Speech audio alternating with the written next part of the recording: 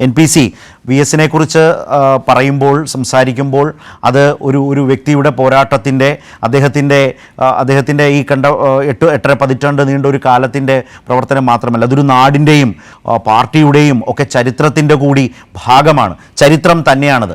അങ്ങനെയാണ് V S ആയി മാറുന്നത്. ആ നിലയിൽ CPIM ഇപ്പോൾ അദ്ദേഹത്തിൻ്റെ ഈ വേർപാടിൻ്റെ സമയത്തെയും അദ്ദേഹത്തെ ആ നിലയിൽ തന്നെ ആദരവോടെ തുടർന്നങ്ങോട്ട് എങ്ങനെയൊക്കെയാണ് തുടർ ക്രമീകരണങ്ങളെന്ന് MV ഗോവിന്ദൻ മാസ്റ്റർ പറയുന്നതും നമ്മളിപ്പോൾ കേട്ടുകഴിഞ്ഞ ഒരു സമയമാണ്. വി എസ് ഒരു വലിയ ചരിത്രം തന്നെയാണ് കേരളത്തിന് മുൻപിൽ.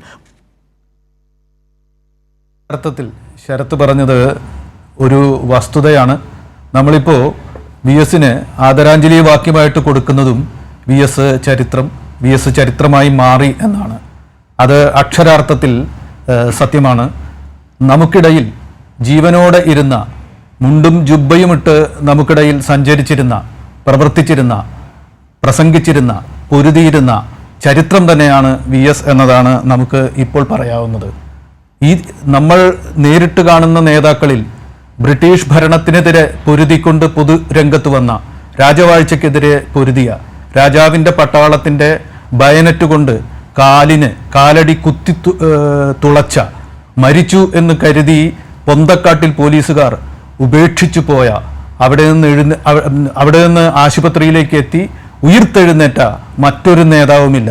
ഒരു ചരിത്രം തന്നെയാണ് അവസാനിക്കുന്നത്. കേരള രാഷ്ട്രീയം കണ്ട ഒരു യുഗപുരുഷൻ അദ്ദേഹം ചരിത്രത്തിലേക്ക് പോവുകയാണ്.